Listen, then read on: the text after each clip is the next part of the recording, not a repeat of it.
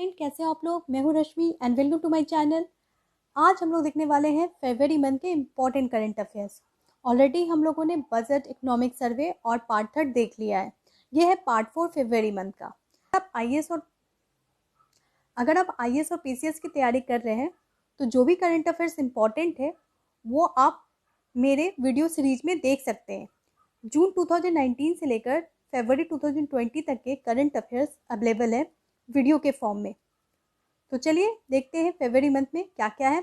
और मैं आपको बताना चाहूँगी कि उसके अलावा मेरा चल रहा है इकोनॉमिक्स सीरीज, जो कि इकोनॉमिक्स के जो एनसीईआरटी बुक है क्लास 11th एंड 12th उससे बनाया गया है और करंट अफेयर्स को इंक्लूड किया गया है, जो कि बहुत ही हेल्पफुल है।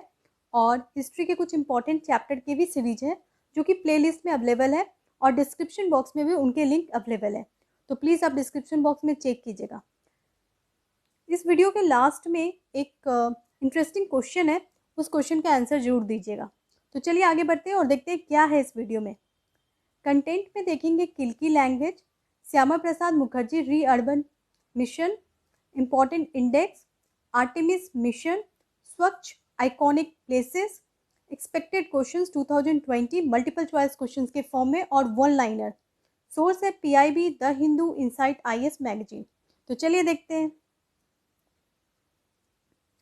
Questions of the month. 1. Kilki language was in news related to A. Andhra Pradesh, B. Himachal Pradesh, C. Tamil Nadu, D. None of the above.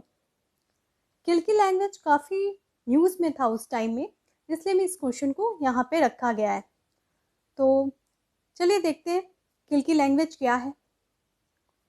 Kilki language was in news related to Andhra Pradesh, Himachal Pradesh, Tamil Nadu, none of the above. The answer is none of the above, क्योंकि किल्की language एक ऐसी भाषा है जो कि 2013 में introduce हुआ था। ये एक ऐसी भाषा है, अगर आपने बाहुबली मूवी देखी होगी तो आपने ये एक असुर ग्रुप थे उस टाइम जो कि बाहुबली से फाइट करने के लिए आया था। ये जो असुर का जो ग्रुप था जो बाहुबली से लड़ने आया था वो एक पर्टिकुलर लैंग्वेज बोलता था। उस लैंग्वेज का नाम है किल्की लैंग्वेज, जो कि इस लैंग्वेज को एक पर्टिकुलर ट्राइब बोलते हैं।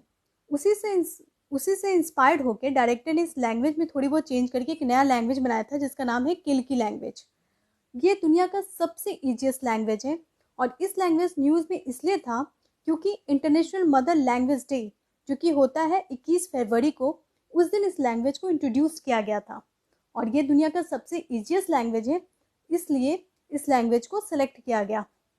तो इसीलिए ये न्यूज़ में था। ठीक है, तो किल्की लैंग्वेज कौन सा लैंग्वेज है? एक न्यू लैंग्वेज जो 2013 में इंट्रोड्यूस किया गया है, ईजिएस्ट लैंग्वेज है और इसके बारे में इंटरनेशनल मदर लैंग्वेज डे में बात डिस्कस की गई थी जो कि 21 फरवरी को होता है, इसलिए ये न्यूज़ में था। चलिए फटाफट number 2। Which of the following statement is and are correct about Shyama Prasad Mukherjee? दोस्तों आप लोगों ने देखा होगा बहुत सारे स्कीम जो है वो श्यामा प्रसाद मुखर्जी के नाम पे स्टार्ट किया गया है। तो ये बहुत इंपॉर्टेंट है जानने के लिए कि श्यामा प्रसाद मुखर्जी कौन थे। तो चलिए उनसे रिलेटेड ये क्वेश्चन है। चलिए देखते हैं question number 2। Which of the following statement is and are correct about Shyama Prasad Mukherjee? A. Shyama Prasad Mukherjee was president of Akhil Bharatiya Hindu Mahasabha. B. He was minister in Nehru's cabinet. 1. A only. 2. B only. 3. Both 1 and 2. 4. Neither 1 nor 2.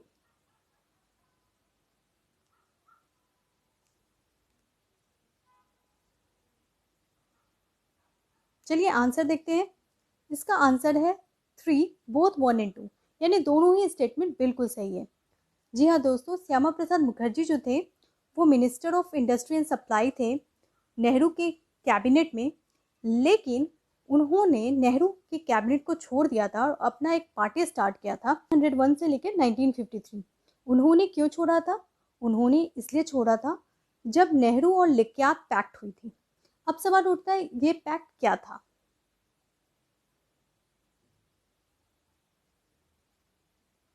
Nehru लिक्यात pact एक ऐसा pact था जिसके अंतर्गत जो भी minority India में थे migration के टाइम में, उनकी जो प्रॉपर्टी थी उनको वापस दे दिया जाए उससे रिलेटेड एक एग्रीमेंट हुई थी, जिस एग्रीमेंट को कहा गया है नेहरू लिक्यात पैक्ट।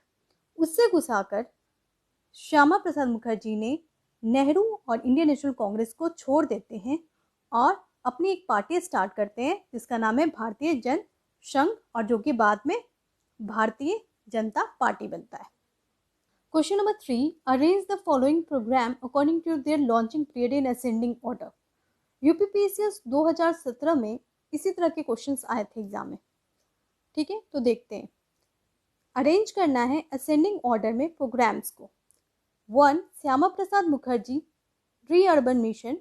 2, स्वच्छ Bharat mission. 3, Jandhan Yojana. 4, GST as medium of taxation.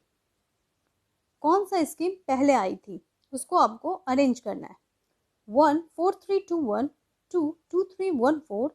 3, 3, 2, 1, 4। 4, 1, 2, 3, 4। ऐसे क्वेश्चन को पोज करके जरूर बनाएं। तो जी हाँ, इसके आंसर को देखते हैं। श्यामा प्रसाद मुखर्जी जो प्रोग्राम था वो आया था 2016 में। स्वच्छ भारत मिशन, जनधन योजना। ठीक है, तो स्वच्छ भारत मिशन आया था अक्टूबर 2014 में, और आपका जनधन योजना आया था 2014 के अगस्त में, और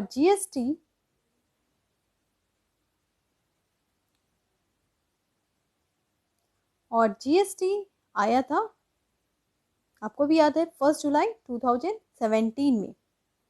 ठीक है, तो आपने देखा श्यामा प्रसाद मुखर्जी आया था, श्यामा प्रसाद मुखर्जी री अर्बन मिशन आया था। तो चलिए देखते हैं इसका आंसर क्या है। जी हाँ, इसका आंसर है 3214। श्यामा प्रसाद मुखर्जी री अर्बन मिशन जो था बाद में आया था, सबसे पहले आया था अगस्त के महीने में जनधन योजना, उसके बाद आया था स्वच्छ भारत मिशन अक्टूबर के महीने में, और 2016 में आया था श्यामा प्रसाद मुखर्जी री अर्बन मिशन, और GST as a medium of taxation आया था 2017 में। नेक्स्ट क्वेश्चन, श्यामा प्रसाद मुखर्जी क्योंकि बार बार हम लोग सुन रहे हैं, तो चलिए उनका जो प्रोग्राम है श्यामा प्रसाद मुखर्जी री अर्बन मिशन, उसके बारे में थोड़ी जानकारी हासिल करते हैं, काफ़ी इंपॉर्टेंट है। गांव बढ़ेगा देश बढ़ेगा। जी हाँ, बिल्कुल, इसका फोकस था कि गांव को शहर की तरफ विकास करना है। कैसे करना है? तो ऑर्गेनिक फार्मिंग पे फोकस करना है, उसके अलावा रोड कनेक्टिविटी बढ़ानी है, उसके अलावा एजुकेशन फैसिलिटी को अच्छा करना है, उसके अलावा डेयरी फार्मिंग को बढ़ाना है, डिजिटल लिटरेसी को बढ़ाना है, एग्रो फार्मिंग पे फोकस करना है, और 300 विलेज क्लस्टर बनाना है। ठीक है, नेक्स्ट क्वेश्चन पे आते हैं। ठीक है, चलिए नेक्स्ट क्वेश्चन पे आते हैं। स्वच्छ iconic places is an iconic scheme initiated by which ministry. अगर आपको ध्यान होगा तो स्वच्छ भारत मिशन के अंतर्गत बहुत सारी मिनिस्ट्री आती हैं। उसी तरह स्वच्छ आइकॉनिक प्लेसेस एक प्रोग्राम है स्वच्छ भारत मिशन के अंतर्गत, उसमें भी बहुत सारी मिनिस्ट्री आती है। क्वेश्चन पूछ रहा है कि कौन सी मिनिस्ट्री ने उसका शुरुआत किया था।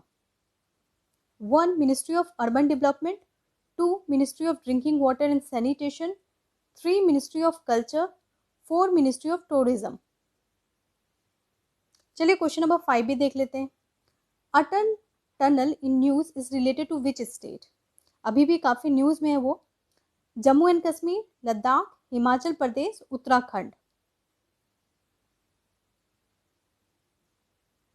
तो सबसे पहले हम लोग क्वेश्चन नंबर 4 का आंसर देखेंगे। क्वेश्चन नंबर 4 को देख लीजिए। स्वच्छ iconic places is an iconic scheme initiated by which ministry. कौन सी मिनिस्ट्री ने इसको इनिशिएट किया है? तो वो है ministry of drinking water and sanitation.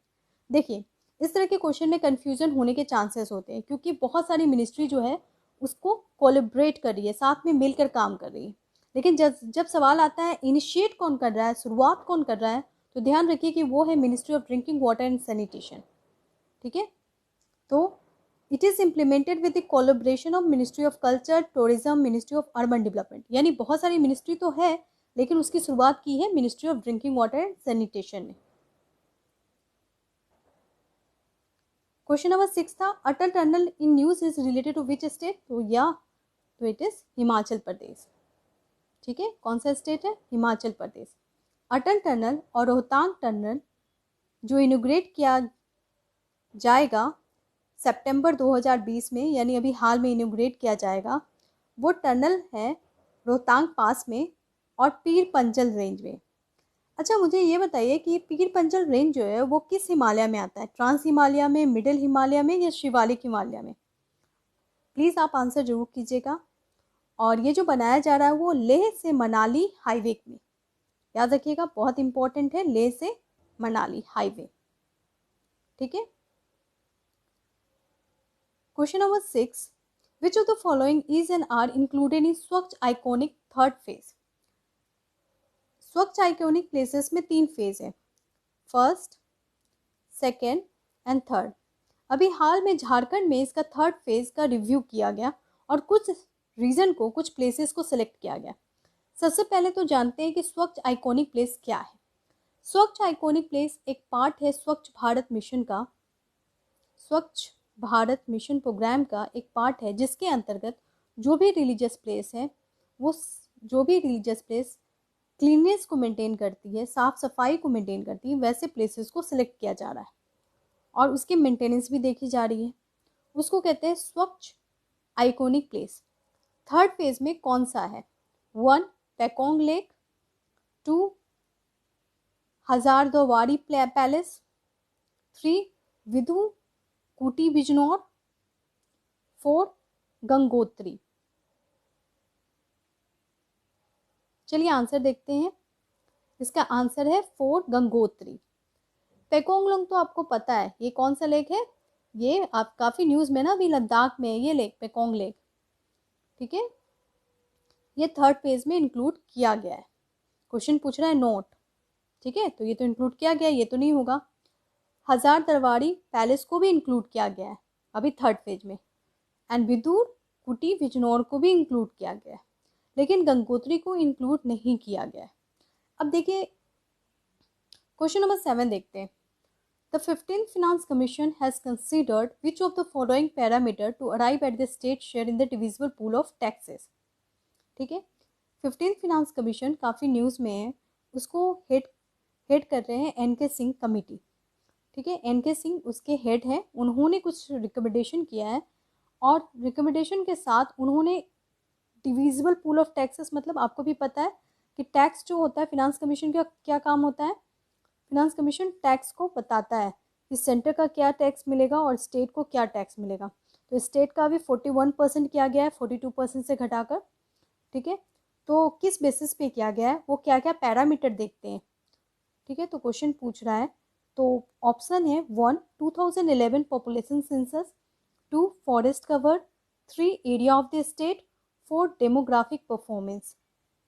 ठीक है, किस पैरामीटर को वो इंक्लूड करते हैं? Answer is C 1 2 3 4, article 280 of the constitution में फिनांस कमीशन के बारे में बताया गया है। क्वेश्चन नंबर 8 पे आते हैं। ये सारे क्वेश्चन जो है वो मैंने आपको बताया, सोर्स PIB, द हिंदू और insight IAS current affair magazine के बेसिस पे ही बनाया गया है, जो कि बहुत ज़्यादा चांस है एग्जाम में आने का। Question number 8, country is biggest business partner of India is 1 China, 2 USA, 3 UK, 4 Japan.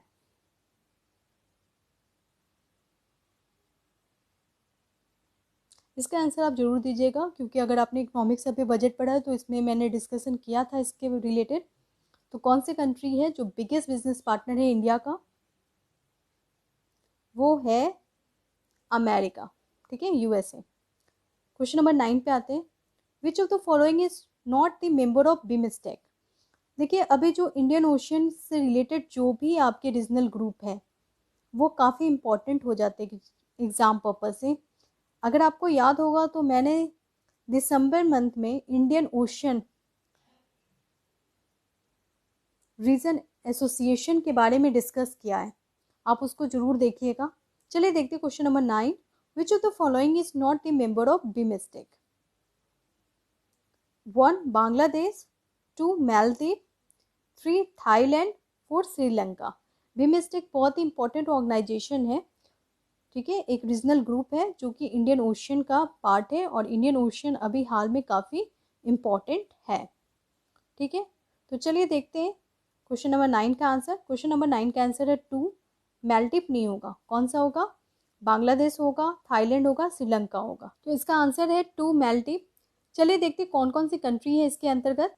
Bangladesh, Bhutan, India, Nepal, Sri Lanka, Thailand, Myanmar, ठीक है। तो वहाँ पे मालदीव था इसलिए वो नहीं होगा, क्या होगा? म्यांमार होगा, तो ध्यान रखें। चलिए देखते हैं next question. According to recent report of sustainability index 2020 which is released by WHO, UNICEF and Lancet Medical Journal, India has occupied the position of 77 out of 180 countries. What does the term sustainability define? Question कह रहा है कि अभी हाल में sustainability index release हुआ है, ठीक है। कौन रिलीज किया है? तो WHO ने रिलीज किया है, प्लस यूनिसेफ ने रिलीज किया है, और लैंसेट जो कि एक जर्नल है उसने रिलीज किया है, ठीक है। इंडिया का क्या रैंक आया है? इंडिया का रैंक याद रखिएगा 77 आया है टोटल 180 कंट्रीज में। तो टर्म सस्टेनेबिलिटी का क्या मतलब होता है? 1. Future growth prosperity with current resource capacity. 2. Take account of per capita carbon emission. 3. Best chance at survival and well being of children. 4. Economic prosperity with protection of environment.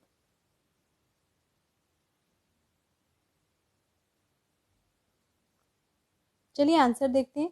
इसका answer है 2. Take account of per capita carbon emission. देखिए sustainability word जो है वो कहीं ना कहीं environment से रिलेट करता है और बताता है कि ग्रोथ जो होता है इकोनॉमी का, साथ में इन्वायरमेंट को भी प्रोटेक्ट करना चाहिए। आप बोलोगे ऑप्शन 4 तब तो सही हो जाना चाहिए, economic prosperity with protection of environment. नहीं, क्योंकि जो भी पूछा जा रहा है वो इस रिपोर्ट से रिलेटेड पूछा जा रहा है। ये सस्टेनेबिलिटी रिपोर्ट जो निकाली गई है वो निकाली गई है take account of per capita carbon emission को कंसर्न करके, ठीक है। तो इसीलिए यहाँ पे करेक्ट आंसर है 2, take account of per capita carbon emission. उसका एग्जैक्ट मीनिंग होता है सस्टेनेबिलिटी, ठीक है। तो जैसा कि आपको पता है कि राज्यसभा में अभी इलेक्शन होने वाला है और कुछ जो मेंबर्स रिटायर कर गए उनकी जगह पे न्यू मेंबर को अपॉइंट होने वाला है। तो राज्यसभा बहुत इंपॉर्टेंट हो जाता है एग्जाम प्रोस्पेक्ट से, इसलिए यहाँ पे ये क्वेश्चन है। क्वेश्चन को देखते हैं। Question number 11, which of the following statement is and are is correct? 1. Rajya Sabha has no power either to reject or amend the money bill. 2. Rajya Sabha can't vote for demand for grant. 3. Rajya Sabha can't discuss annual financial statement. A. 1 and 2, B. 1 and 3, C. 2 and 3, D. 1, 2 and 3। Question कह रहा है कि राज्यसभा के पास कोई power नहीं होता है money bill को रिजेक्ट और अमेंड करने का। राज्यसभा जो है वो अमेंड नहीं कर सकता है और वोट भी नहीं कर सकता है डिमांड फॉर ग्रांट के इशू पे। राज्यसभा जो है वो डिस्कस नहीं कर सकता है एनुअल फिनेंशियल स्टेटमेंट। कौन सा स्टेटमेंट जो है यहाँ पे करेक्ट है? जी हाँ, यहाँ पे 1 and 2 करेक्ट है। स्टेटमेंट नंबर 3 गलत है क्योंकि राज्यसभा डिस्कस कर सकता है annual financial statement. Next question पे आते हैं। Question number 12, which of the following is and are correct? इस तरह के क्वेश्चन यूपीएससी 2018 में आ चुका है। प्लेसेस इन न्यूज़ कंट्री, ये अलग क्वेश्चन है क्योंकि ये जो क्वेश्चन है वो 2020 में जो भी प्लेसेस न्यूज़ में है उनसे रिलेटेड बनाया गया है। तो ये एक्सपेक्टेड क्वेश्चन है 2020 के लिए। देखते हैं places in news. Crimea Hungary, Italy Syria, Wuhan China. A 1 and 2, B 2 and 3, C 1 and 3, D 1 2 3। जी हाँ, बिल्कुल सही। इसका आंसर है 2 and 3, यानी कि वुहान जो है वो चाइना में है, वो बिल्कुल सही है, और इटली जो है वो सीरिया में है। क्रीमिया जो है वो एक्चुअली यूक्रेन का पार्ट था और अब वो हो गया है पार्ट रशिया का, ठीक है। रशिया और यूक्रेन में काफ़ी लड़ाई होता है क्रीमिया को लेकर। इडलिब काफ़ी न्यूज़ में था, तो इडलिब के बारे में जान लेते हैं। और सीरिया जो है वो काफ़ी न्यूज़ में रहता है। कुछ मिडिल ईस्ट कंट्रीज़ जो है वो हमेशा न्यूज़ में रहते हैं, तो उनका मैप जरूर ध्यान में रखें। यहाँ पे देखिए, यहाँ पे दिखाया है तुर्की, यहाँ पे है, यहाँ पे है सीरिया, जहाँ पे अलेप्पो से रिलेटेड क्वेश्चन आ चुका है 2018 में, ठीक है। और इडलिब भी वहीं का एक पार्ट है, याद रखिएगा।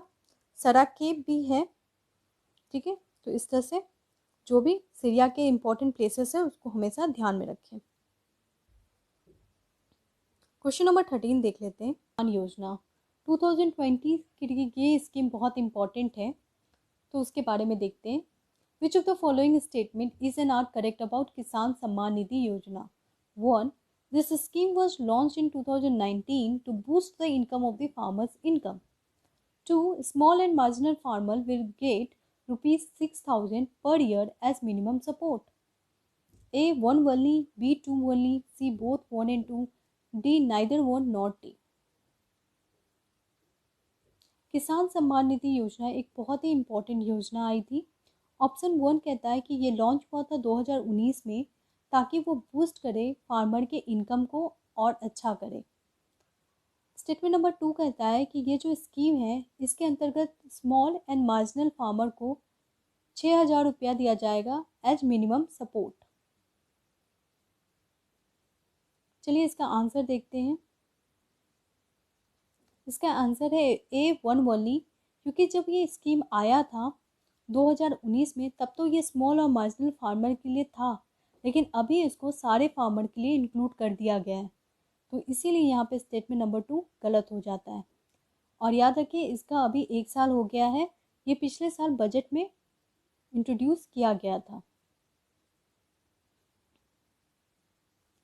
नेक्स्ट क्वेश्चन पे आते हैं। Artemis program was in news is related to 1. NASA's study of solar storm, 2. NASA's next mission to the moon, 3. NASA's Earth observation satellite, 4. NASA's study of Saturn and Uranus planetary flybys। इस तरह के question UPSC में आते हैं। तो यहाँ पे question पूछ रहा है आर्टेमिस प्रोग्राम जो न्यूज़ में था वो किससे रिलेटेड है? NASA study of solar storm, NASA next mission to the moon, NASA's earth observation satellite, NASA study of Saturn and Uranus planetary flybys. तो ये जो स्कीम है वो एक्चुअली रिलेटेड है मिशन टू द मून, ठीक है। तो याद रखिएगा ये जो स्कीम है वो रिलेटेड है NASA's next mission to the moon, यानी मून से रिलेटेड है ये स्कीम प्रोग्राम, ठीक है। तो ये प्रोग्राम रिलेटेड है मून से, जिसका नाम है आर्टेमिस प्रोग्राम। नेक्स्ट क्वेश्चन पे आते हैं। Question number 15, race 2020 was in news related to A. pollution control program, B. fit India movement association, C. first artificial intelligence summit, D. solar bank of India। Race 2020 जो काफ़ी news में था वो actually related है first artificial intelligence summit. First artificial intelligence summit अभी हाल में new Delhi में हुआ, ठीक है। ज़्यादातर समिट हमारे न्यू दिल्ली में ही होते हैं। चलिए अब देखते हैं वन लाइनर जो एग्ज़ाम के लिए बहुत इंपॉर्टेंट है। अगर आप किसी भी एग्ज़ाम को दे रहे हो 2020 में अदर देन यूपीएससी पीसीएस, तो ये इन्फॉर्मेशन आपके बहुत काम आ सकता है। चलिए देखते हैं one liner. 1979 Islamic revolution was in news is related to Iran. International judicial conference काफ़ी इम्पॉर्टेंट है, वो हुआ है न्यू दिल्ली में, ठीक है। इंटरनेशनल जुडिशियल कॉन्फ्रेंस में फोकस किया गया था वीमेन एम्पावरमेंट पे। इंटरनेशनल जुडिशियल कॉन्फ्रेंस में फोकस किया गया है वीमेन एम्पावरमेंट में, और वीमेन रिक्रूटमेंट इन आर्मी पे डिस्कशन हुआ था, और फिर ई कोड के बारे में डिस्कशन हुआ था। 3. India rank at which place in the list of world largest economy according to IMF। तो इंडिया का रैंक क्या आ गया, मुझे बहुत गर्व हो रहा है बताने में, हमारा रैंक 5th हो गया है और हमने पीछे कर दिया है फ्रांस को और यूके को, ठीक है। और टॉप 3 कंट्री कौन है? USA, China and Japan. Statement number 4, India's rank in flourishing index release by WHO, Lancet and Lancet medical journal is. देखिए, अभी जो मैंने आपसे डिस्कस किया सस्टेनेबिलिटी इंडेक्स और फ्लरिशिंग इंडेक्स, ये 2 इंडेक्स निकाला गया, ठीक है। ये दोनों इंडेक्स कौन निकाला है? ये दोनों इंडेक्स WHO प्लस लैंसेट जो कि एक जर्नल है और प्लस यूनिसेफ निकाला है। ये दोनों रिपोर्ट चाइल्ड वेलबींग से रिलेटेड है। जैसा कि आपने देखा सस्टेनेबिलिटी इंडेक्स में इंडिया का रैंक 77 था और इसमें इंडिया का रैंक 131 आया, ठीक है। और इस रिपोर्ट को कौन रिलीज करता है वो हमेशा याद रखिएगा, WHO, लैंसेट एंड यूनिसेफ, और ये चाइल्ड वेलबींग से रिलेटेड ही है, ठीक है। 6, which country has introduce sustainability development tax. अभी हाल में भूटान ने सस्टेनेबल डेवलपमेंट टैक्स लगाया। क्यों लगाया? ताकि जो टूरिस्ट है वो कम वहाँ जाए और वो भूटान जो है अपने इन्वायरमेंट को बचा पाए, ठीक है।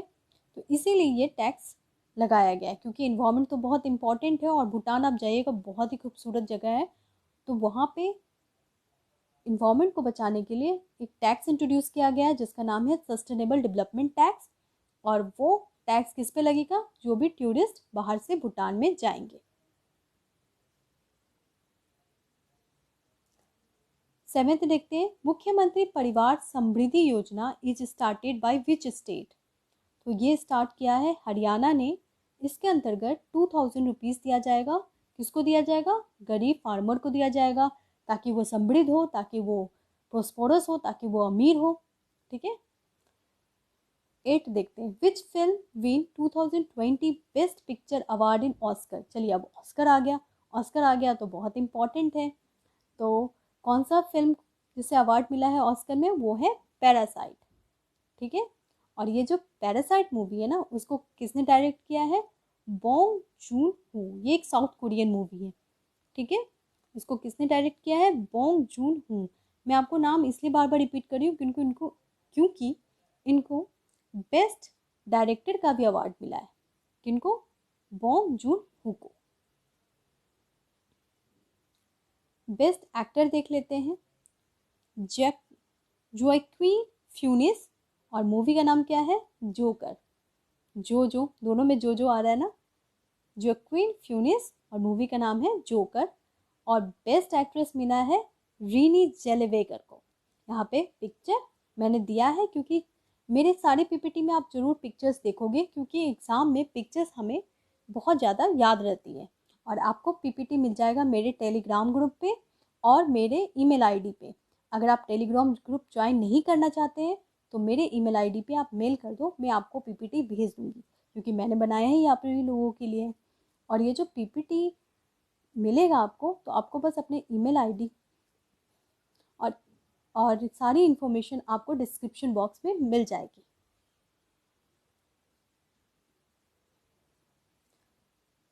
नेक्स्ट आते हैं वन लाइनर पे, which has given, sorry who has given होगा यहाँ पे। चलिए नेक्स्ट पे आते हैं, who has given Ayurveda Ratna award in Brussels. Brussels में अभी आयुर्वेदा कॉन्फ्रेंस हुआ था, उसमें एक इंडियन थे, उनको अवार्ड मिला। वो कौन इंडियन है? क्योंकि काफ़ी इंपॉर्टेंट है ये। तो ये वर्ल्ड समिट जो यूएनओ के द्वारा ऑर्गेनाइज किया गया था, इसलिए ये काफ़ी इंपॉर्टेंट है। कहाँ हुआ है? ब्रुसेल। ब्रुसेल आपको पता है ना, बेल्जियम की राजधानी। तो क्या नाम है? Pratap Chauhan. Pratap Chauhan has given Ayurveda Ratna award. Next point पे आते हैं, who has given international Gandhi award for leprosy. ठीक है, तो इंटरनेशनल गांधी अवार्ड किसको मिला है? तो मिला है, लिप्रोसी क्या होती है? एक बीमारी होती है, उससे रिलेटेड। लिप्रोसी एक बीमारी होती है और उसके अगेंस्ट काम करने के लिए international Gandhi award for leprosy दिया गया है डॉक्टर धर्म सक्तू इन इंडिविजुअल कैटेगरी। बहुत आसान है ना, धर्म का काम किए, ठीक है। तो international Gandhi award for leprosy किसको दिया गया है? डॉक्टर धर्म सक्तू, और ये इंडिविजुअल कैटेगरी में दिया गया है। और अगर हम लोग पूरी तरह से बात करें ट्रस्ट, कौन से ट्रस्ट को दिया गया है, तो लेप्रोसी ट्रस्ट ऑफ इंडिया। चलिए आगे बढ़ते हैं। नमस्ते ट्रम्प रैली, काफ़ी ज़्यादा न्यूज़ में था नमस्ते ट्रम्प रैली, कहाँ ऑर्गेनाइज किया गया है? तो आपको पता ही है, सरदार पटेल स्टेडियम एट अहमदाबाद, गुजरात। चलिए नेक्स्ट क्वेश्चन पे आते हैं। Which state has declared Kaveri delta region as special agricultural zone? देखिए कावेरी नदी जो है वो निकलती तो कर्नाटका से है, कर्नाटका से होते हुए वो केरला और तमिलनाडु के भी पार्ट में जाती है।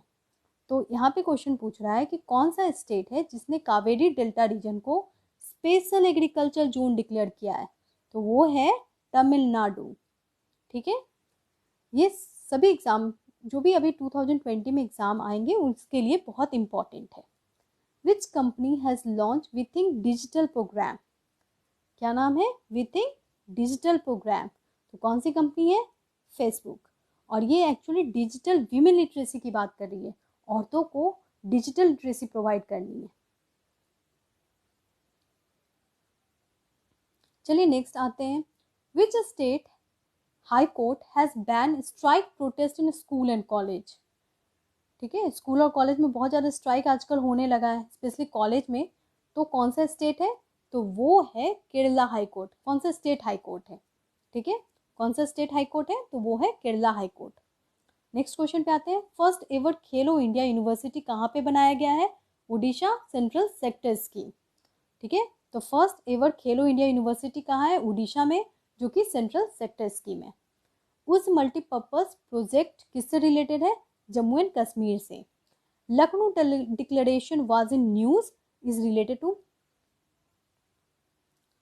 Lucknow declaration was in news is related to first India Africa defence minister conclave, ठीक है। पहली बार इंडिया में हुआ है India Africa defence minister conclave. कहाँ हुआ है? लखनऊ में हुआ है, इसलिए इसको कहा गया लखनऊ डिक्लेरेशन।